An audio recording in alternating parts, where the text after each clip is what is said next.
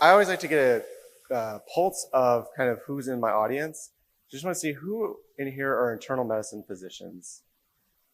A lot of people raise your hand. Oh, so raise your hand. And internal medicine physicians that take care of people with chronic heart failure or congestive heart failure. A fair amount. Okay, great. Just make sure I get the right. Oh, there we go. All right, so as a disclaimer, 20 minutes is not enough time to detail all the things we do for no reason. There is a lot. Also, the things I'm about to talk about, so the reason I asked about congestive heart failure, I'm going to highlight two things we do for no reason on congestive heart failure or chronic heart failure. And you may already practice this way, but I'll give you some evidence now that when you're back on the wards and you're educating other people or you're talking to other people, that hopefully you'll give to them and say, this is why you probably should not do those things. All right, so we'll start off with a case. We have a 56-year-old with chronic heart failure who presents with 1 week of progressive dyspnea. He ran out of his medications, and that's kind of his precipitant. He wasn't able to get them for the last couple of days. He has several clinical signs of acute decompensated heart failure. He had an echocardiogram about 8 months ago that just showed an ejection fraction of 30%, which has been baseline for him for a while. I just want to show of hands, who would repeat this echo upon this hospitalization? All right, well, nobody. So I'm going to be affirming what you guys already know. That's great. All right, so a little bit of background, and some of this may be very US based, and I apologize for that, but acute decompensation of heart failure accounts for about 70% of hospitalizations. Transthoracic echocardiograms have doubled in Medicare beneficiaries. And if you guys aren't familiar with Medicare, that is our government-based insurance in the United States. That insures about 20% of our population, mostly for the elderly, so over the age of 65. And almost a third are repeated within a year, and that's the definition that we use for a repeat echocardiogram. So why does this occur? Well, the American Heart Association and the American Society of Echocardiography, the American College of Cardiology have all suggested that a repeat study be obtained in the setting of a clinical change without known precipitating cause. And so really people hang on that clinical change of an acute hospitalization to get some of those repeat echocardiograms. So just tell you why you should not order a repeat TEE. So in a retrospective study of patients with clear precipitation, so they knew actually what the reason was, like our patient in the case, that the person had acute decompensation, they still had changes on their TTE. And those included increased left atrial or pulmonary artery pressure or decreased EF. So these were people with known precipitants, and yet they still had some changes, whether they were new or transient. Most people don't know, but oftentimes when they get repeated later, they're gone. And this is actually, I'm sorry, this is why you should order a PTE. I apologize for the typo there. In one population, daily TTE guided diuresis on 20 patients improved congestion, decreased their length of stay by half, so from about 6 to 3 days, and decreased a 6-month readmission. Now, this was everybody getting, there's 20 patients getting an echocardiogram every day by the same technician, and people making management decisions. So going back to Dr. Mornetti's talks, they were actually making management decisions and changing their diuresis on these patients. I don't know anybody that in our hospital system that can get that. And those with repeat TET, this is the optimal study for those of you that just may have been reading in 2020, prior to discharge had improved survival and shorter length of stay compared to those who do not receive it. Now, this wasn't a randomized control, this was a prospective study. This was also in Japan, and also the other issue too was these patients stay for 2 weeks, or sometimes over 2 weeks, which a lot of our patients in the United States do not stay that long. And so there's not really known why they were getting repeat echoes so far out. So why you should not order a repeat TE. So as I mentioned before, I apologize on the other side, is that changes during acute decompensation are transient.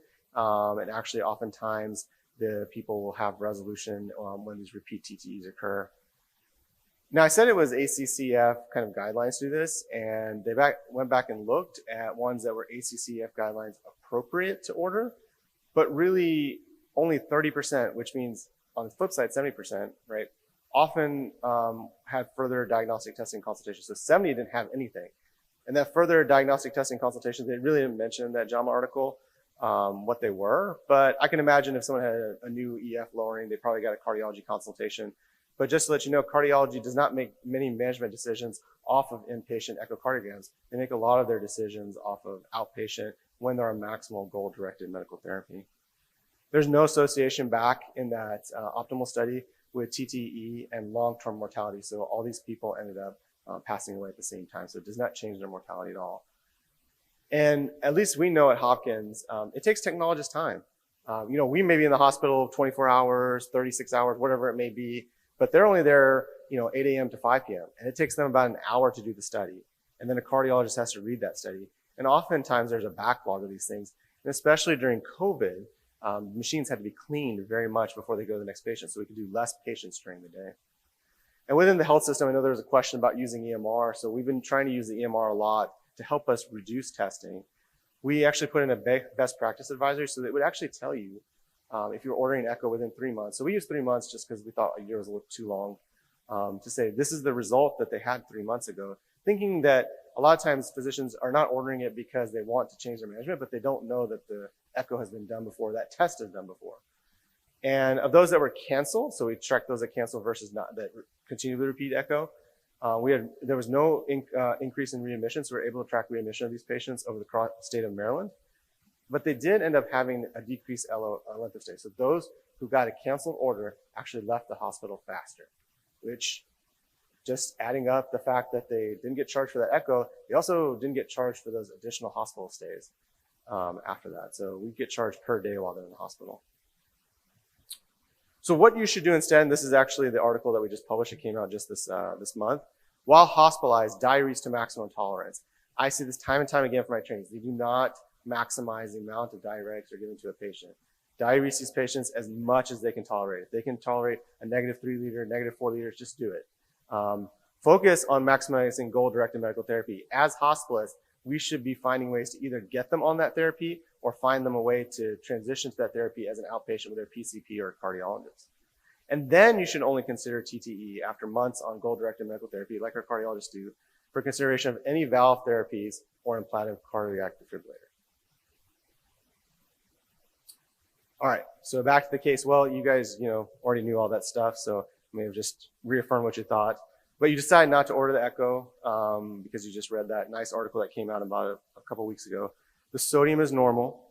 So just question, if you were hospitalizing this patient, would you fluid restrict? Raise your hand if you would fluid restrict this patient while they're hospitalized. Nobody would fluid restrict? Like to 2 liters, or I got one. How about to 2 liters? 1.5 liters? What'd you say, 1.7? 1.5, all right. We got any really mean people go down to 1 liter? No? All right. So I'm going to talk about why that's probably something we shouldn't do when patients are hospitalized.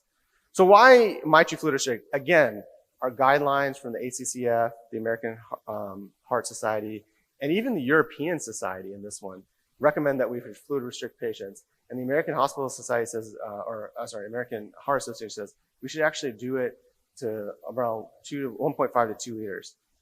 Really, where a lot of this evidence comes from is not inpatients. It comes from outpatients. So there was one patient in studies who could not actually adhere to the fluid restriction, actually had a higher readmission. So in this one, they basically said as outpatients, you either adhere to a 1 liter fluid restriction or you, and for those who didn't adhere to it, those are the ones they said that had a higher readmission. So it wasn't a randomized controlled trial. They just looked at the people who could adhere to it versus those who couldn't adhere to it. So kind of a prospective, cohort trial. Now they actually did a randomized trial where they did outpatients with lower fluid restriction, 1 liter versus 2 liter, and higher sodium. So 120 millimoles, which is about 3 grams for my medicine people, or for my American people, and 80 millimoles, which is about 1.8 for my American folks. And they found that those had a lower risk for readmission if they used 1 liter and higher sodium. Kind of funny that it was a higher sodium. But again, outpatients, not inpatients. So why fluid restriction might be helpful? So I'm going to take many of you back to your medical school days. If you got scared for a minute, I'm sorry that you got scared about your medical school days, but I will not go over the renin-angiotensin system. But what I will say is that it gets super activated in people with heart failure. And the first reason is it's a pump problem, right? They're not pumping, so the renin and angiotensin aldosterone system gets upregulated. That's why many of our medications are for that. And then if you regulate them and make them even more thirsty than they're supposed to be, it gets even more up-ramped. So we're actually doing the opposite effect of what we should be doing, right? We're trying to down-regulate this system, but by making them thirsty, fluid restrict them, we're actually up-regulating the system more than it should be in a person that's already got a dysregulated system. All right, no more pictures of physiology, I promise.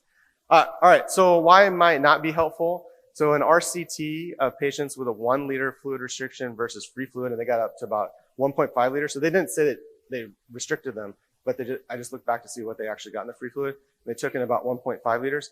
There was no difference in time to clinical stability or the medication regimens they used. So that includes them being how much IV diuresis they used, when they stopped IV diuresis, what doses of IV diuresis they used. They were all the same between the two. So from 1 to 1.5, not a big difference. And then RCT of patients of 0.8 versus free fluid, and these people they allowed up to 2.5. I could not find actually how much they got up to with the other article, but there was a similar weight loss when they left and a change in the congestion score. So I really like this one because it's patient kind of centered, right? That we're really going in and we're asking, how do you feel today? Can you walk? How far can you walk? How congested do you still feel? So these are 2 big studies that would say you would not want to fluid restrict somebody. So what should you do again? So if I can't say enough, maximize intravenous diuresis. Get it as high as they tolerate. You know, if they're not putting off enough with what you're giving them, give them more, especially if their creatinine can handle it. And maximize your goal-directed medical therapy. Get them on the medications that they need to be on to improve their survival. You know, and then allow patients with normal sodium. So I took out the ones that are hyponatremic. That's why I made that patient with normal sodium. To drink when thirsty. So if they're thirsty, let them drink. Honestly, most patients are not going to get up. All the studies I read, they do not get up to 4 or 5 liters of water. And water is not the problem here with most of these patients. So I wanted to thank Chris for actually talking about the Journal of Hospital Medicine. So Dr. Feldman actually started this series a few years ago. Chris actually wrote one article. I wrote a few in there. I highlighted one. I highlighted 2 that we just got published in the last couple of years. And if you want that QR code, hopefully it should work and take you to the Journal of Hospital Medicine to the actual articles if you guys want to read. And then just to kind of let you know, like I said, 20 minutes or 15 minutes is not enough for me to go over all this stuff.